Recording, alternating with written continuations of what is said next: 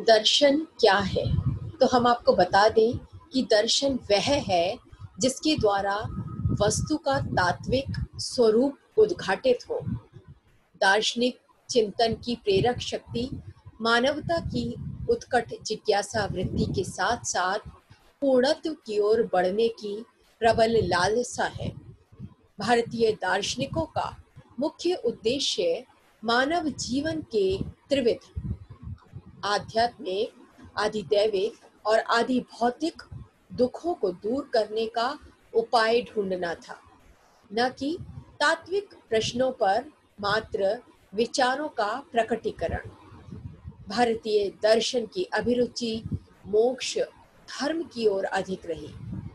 भारतीय मनीषी अपने चरम लक्ष्य की प्राप्ति के लिए उपयुक्त गुरु को खोजते हुए अपना सब कुछ त्याग देने के लिए तत्पर रहते थे। दर्शन शब्द की उत्पत्ति दृश्य धातु में करण अर्थ में ल्युट प्रत्यय से हुई है, जिसका अर्थ है देखना। वह दर्शन या तो इंद्रिय जन्य निरीक्षण हो सकता है या प्रत्यय ज्ञान अथवा अंतर्दृष्टि द्वारा अनुभूत हो सकता है। यह घटनाओं के सूक्ष्म निरीक्षण, तार्किक परीक्षण अथवा आत्मा के अंतर निरीक्षण द्वारा भी प्राप्त हो सकता है। साधारणतः दर्शन से तात्पर्य आलोचनात्मक व्याख्या, तार्किक सर्वेक्षण या दार्शनिक पद्धति से होता है। दार्शनिक विचार की प्रारंभिक अवस्था में दर्शन शब्द का प्रयोग इन अर्थों में नहीं मिलता, क्योंकि उस समय दार्शनिक ज्ञान अधिकतर आभ्यंतर दृष्टिपरक था। यह दर्शाता है कि दर्शन अंतर्दृष्टि नहीं है, भले ही यह उससे कितना ही संबद्ध क्यों न हो। संभवतः इस शब्द का प्रयोग बहुत सोच विचार के बाद इस विचार पद्धति के लिए किया गया है, जिसकी प्राप्ति तो अंतर्दृष्टि जन्य अनुभव से होती है, पर जिसकी पुष्टि तार्किक प्रमाणों द्वारा होती है। दर्शन एक ऐसा आध्यात्मिक ज्ञान है जो आत्मा रूपी इंद्रिय के समक्ष संपूर्ण रूप में प्रकट होता है। यह आत्मदृष्टि जो वही संभव है जहाँ दर्शन शास्त्र का अस्तित्व है, एक सच्चे दार्शनिक की स्पष्ट पहचान है। इस प्रकार दर्शन शास्त्र के विषय में उच्चतम विजय उन्हीं व्यक्तियों को प्राप्त हो सकती है जिन्होंने अपने अंदर आत्मा की पवित्रता को प्राप्त कर लिया है। षड दर्शन प्रमुख रूप से दर्शन को दो प्रकार से विभाजित किया गया है, आस्तिक दर्शन और नास्तिक दर्शन, और यह वर्गीकरण भी वेद के प्रामाणिक की स्वीकृति और अस्वीकृति पर आधारित है। जैसे कि जो वेद को प्रामाणिक मानते हैं वे आस्तिक दर्शन कहलाए, और जो वेद की प्रामाणिकता को स्वीकार नहीं करते वे नास्तिक दर्शन हैं। तो सबसे पहले आस्तिक दर्शन 6 दर्शन है, जिसमें पहला दर्शन है न्याय दर्शन। न्याय दर्शन के प्रवर्तक महर्षि गौतम हैं। पदार्थवादी होते हुए भी उन्होंने वेद की प्रामाणिकता को स्वीकार किया है। मानव जीवन के सर्वोच्च लक्ष्य निःश्रेयस के विषय में महर्षि गौतम का विचार है कि प्रमाण, प्रमेय आदि 16 पदार्थों के तत्व ज्ञान से त्रिविध दुखों से आत्यंतिक निवृत्ति संभव है। जिन साधनों से तत्व ज्ञान प्राप्त होता है उनका सूक्ष्म और वैज्ञानिक विवेचन न्याय शास्त्र में किया गया है। इसी कारण इसे प्रमाण शास्त्र भी कहते हैं। इन्होंने 4 प्रमाणों को स्वीकार किया: प्रत्यक्ष, अनुमान, उपमान और आगम प्रमाण। नैयायिकों ने प्रत्यक्ष के संदर्भ में लौकिक सन्निकर्ष इंद्रिय और ज्ञेय पदार्थ का वह संबंध सन्निकर्ष कहलाता है जिससे ज्ञेय के अतिरिक्त अलौकिक सन्निकर्ष को भी अंगीकार किया गया है। अलौकिक सन्निकर्ष के तीन कौन से प्रकार हैं? सामान्य लक्षणा, ज्ञान लक्षणा और योगज। तो इसमें योगज सन्निकर्ष से साधक की आत्मा में विलक्षण शक्ति उत्पन्न होती है और योगज सन्निकर्ष के माध्यम से योगी को समस्त भूत, भविष्य, स्थूल और सूक्ष्म, समीपस्थ और दूरस्थ तत्वों का अतीन्द्रिय प्रत्यक्ष होता है। महर्षि गौतम के द्वारा परिगणित प्रमेयों में आत्मा का सर्वप्रथम स्थान है। आत्मा के दो भेद हैं, जीवात्मा और परमात्मा। ईश्वर की सिद्धि अनुमान प्रमाण से की गई है और जीवात्मा की सिद्धि योगज प्रत्यक्ष से। सृष्टि के निमित्त कारण के रूप में ईश्वर को माना गया है। इनके मत में सृष्टि का उपादान कारण परमाणु है और इस दर्शन में विचार पक्ष की प्रधानता दृष्टिगोचर होती है। इसकी भी दो धाराएं हैं, प्राचीन न्याय और नव्य न्याय। और कौटिल्य ने अपने अर्थशास्त्र में इसे आन्वीक्षिकी विद्या भी कहा है। द्वितीय है वैशेषिक दर्शन। इसके प्रवर्तक महर्षि कणाद हैं। वैशेषिक सूत्रकार कणाद ने संसार की समस्त वस्तुओं के लिए पदार्थ शब्द का प्रयोग किया है। महर्षि कणाद ने 6 भाव पदार्थों का उल्लेख किया था, किंतु बाद में अभाव को भी स्वतंत्र पदार्थ के रूप में स्वीकार करते हुए 7 पदार्थों का विवेचन किया है। विश्व की असंख्य वस्तुओं को मात्र 7 कोटियों में वर्गीकृत करना वैशेषिकों की अद्भुत बुद्धि की उपज है। 7 पदार्थ इस प्रकार हैं: द्रव्य, गुण, कर्म, सामान्य, विशेष, समवाय और अभाव। वैशेषिक दर्शन 2 प्रमाण स्वीकार करता है, प्रत्यक्ष और अनुमान। वैशेषिक आचार्य 7 पदार्थों के तत्व ज्ञान से निःश्रेयस की प्राप्ति बताते हैं। अन्य विचार न्याय मत के न्याय दर्शन के अनुसार ही है। वास्तव में भौतिक जगत की व्याख्या वैशेषिक और सांख्य 2 दर्शनों में मौलिक रूप से की गई है।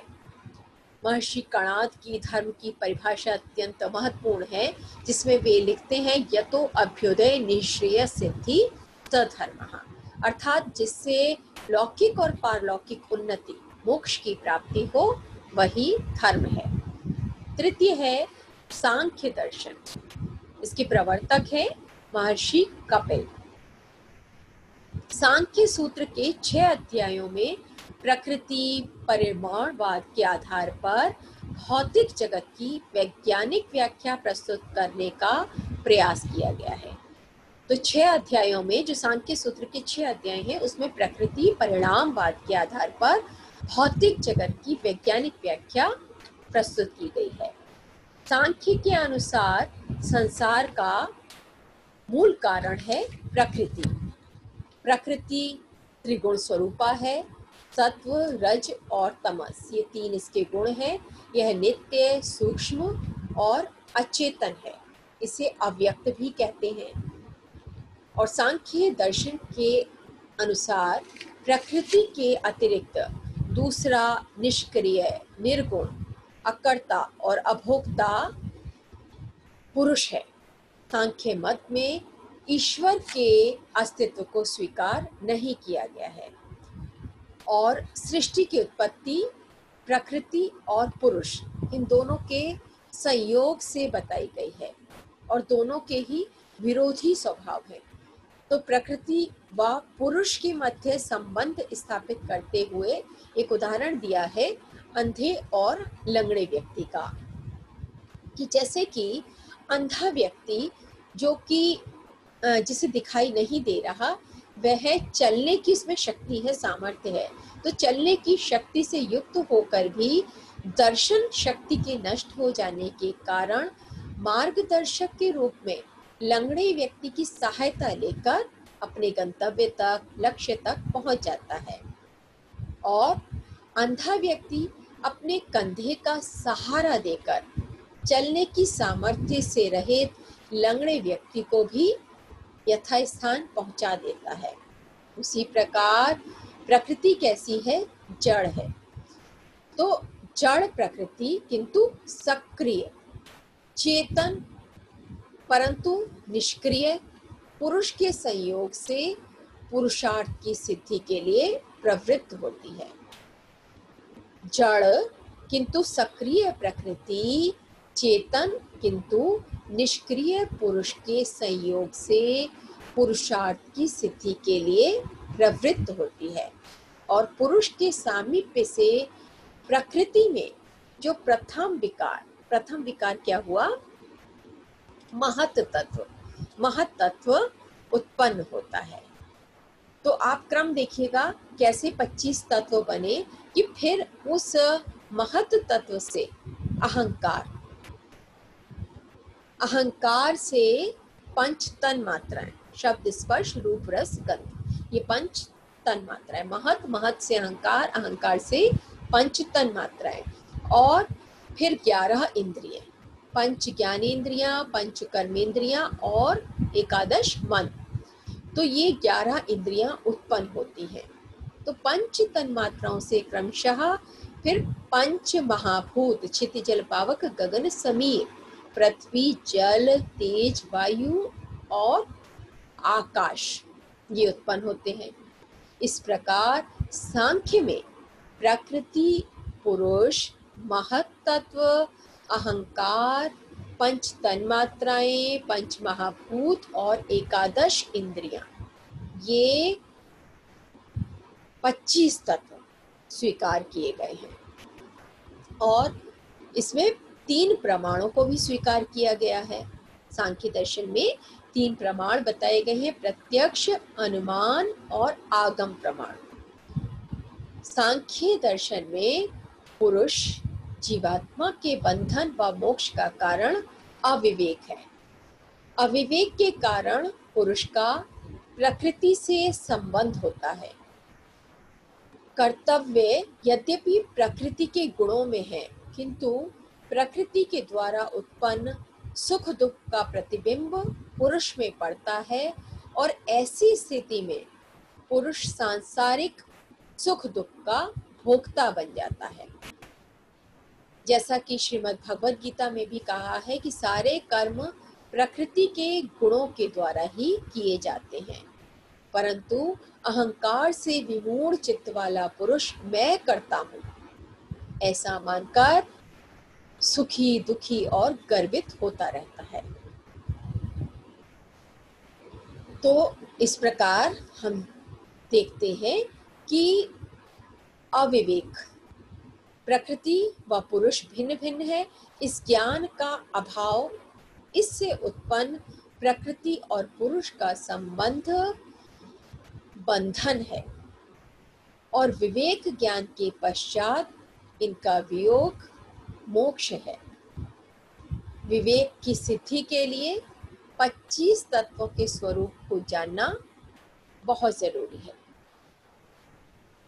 इसके पश्चात, सांख्य के पश्चात अगला है योग दर्शन।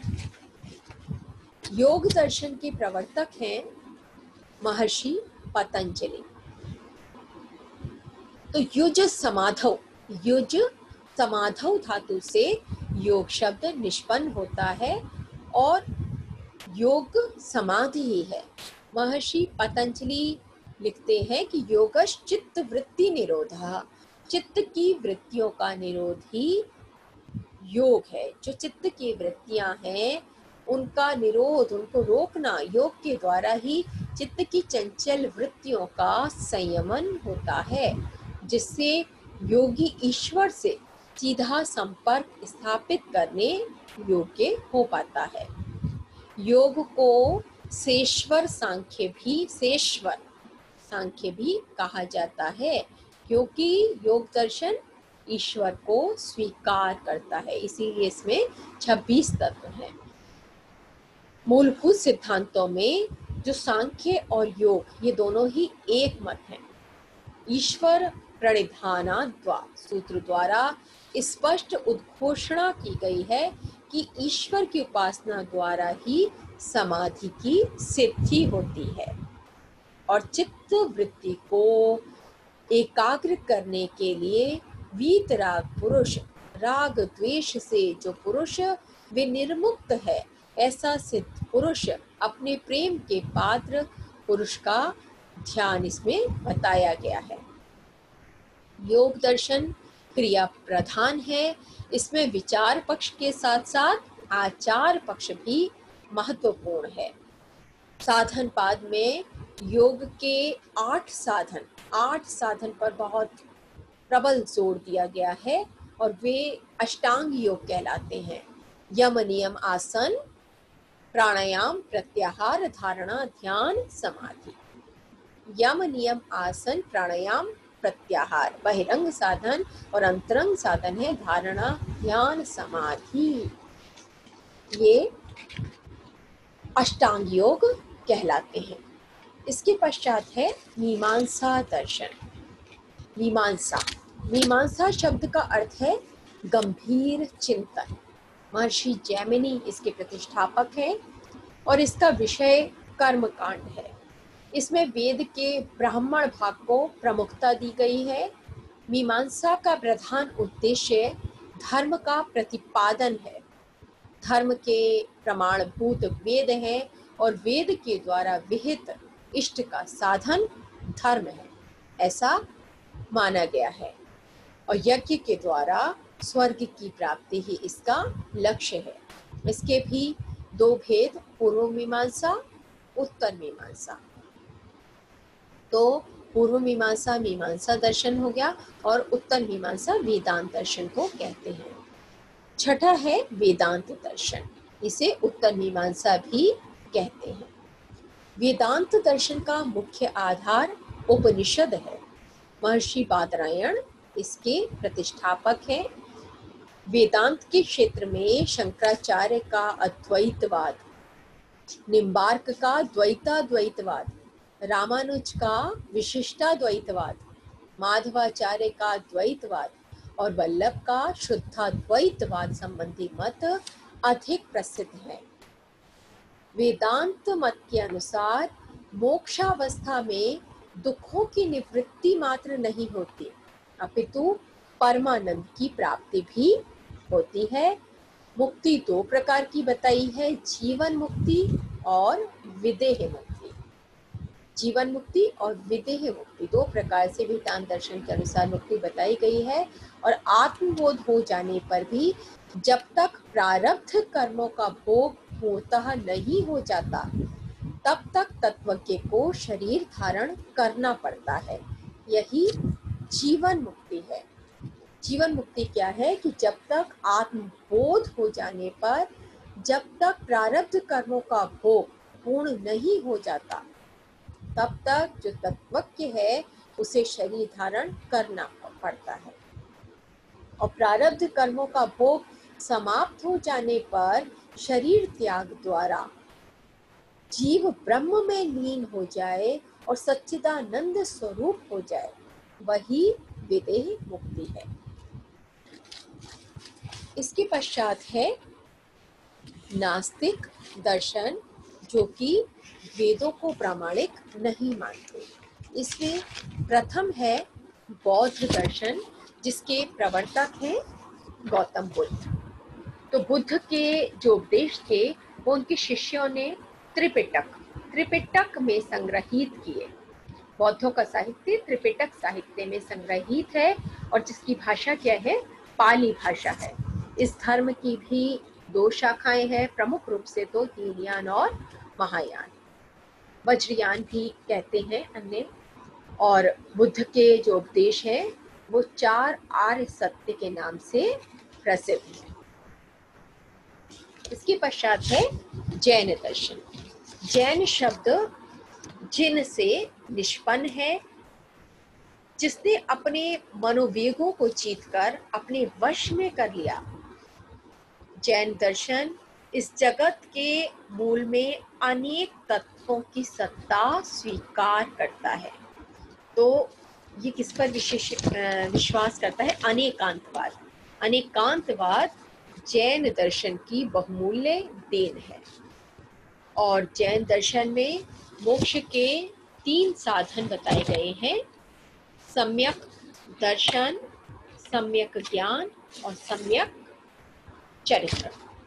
सप्त पदार्थ है जैन दर्शन के अनुसार। सप्त पदार्थ है आश्रव, बंध, संवर, निर्जरा, मोक्ष, जीव और अजीव। इसके पश्चात है अंतिम चारवाक दर्शन। चारवाक, चारु वाक, सुंदर वाणी। तो इस मत के आदि गुरु आचार्य बृहस्पति माने जाते हैं। इस मत के जो आदि गुरु आचार्य बृहस्पति हैं वे माने जाते हैं। यह पूर्ण रूपेण भौतिकवादी दर्शन है। इसकी संरचना का आधार जन रुचि प्रतीत होता है और इसे लोकायत, लोकायत मतलब लोक में फैला हुआ दर्शन भी कहते हैं। इसका कोई स्वतंत्र ग्रंथ प्राप्त नहीं होता। चारवाक के मतानुसार एकमात्र प्रत्यक्ष प्रमाण की ही सत्ता है। इसलिए ईश्वर, पुनर्जन्म, स्वर्ग, मोक्ष जैसे अतीन्द्रिय तत्वों को ये नहीं मानते। ये कहते हैं ये व्यर्थ के प्रलाप हैं। ये शरीर से भिन्न नित्य आत्मा जो है उसके अस्तित्व को भी स्वीकार नहीं करते। इनका कहना है कि चैतन्य 4 महाभूत पृथ्वी, जल, तेज और वायु का विकार मात्र है। जो चैतन्य है वो पृथ्वी, जल, तेज और वायु का विकार मात्र है। जड़ पदार्थों के विकार से ही चैतन्य उसी प्रकार उत्पन्न हो जाता है जैसे कि ये कहते हैं कि पान, सुपारी और चूने के संयोग से जैसे पान में लाली आ जाती है, ऐसे ही जड़ पदार्थों के विकार से चैतन्य उत्पन्न हो जाता है। ये सृष्टि प्रक्रिया को स्वाभाविक मानते हैं और चारवाक मतानुयायी कहते हैं कि जीवन का लक्ष्य इसी जीवन का सुख है। इनका मत है कि जब तक जियो सुख से जियो, ऋण लेकर भी घी को पियो।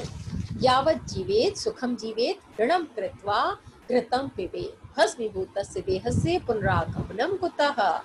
तो जब तक जिए मनुष्य सुख पूर्वक जिए, आनंद का भोग करे, भले ही उसको ऋण लेना पड़े। तो इनके अनुसार जो शरीर ही आत्मा है और मरण ही मुक्ति है और यह लोक ही आत्मा का क्रीड़ा स्थल है, परलोक नामक कोई भी वस्तु नहीं है। तो इन्होंने बुद्धिवाद पर आस्था रखी और परपक्ष का खंडन किया। धन्यवाद।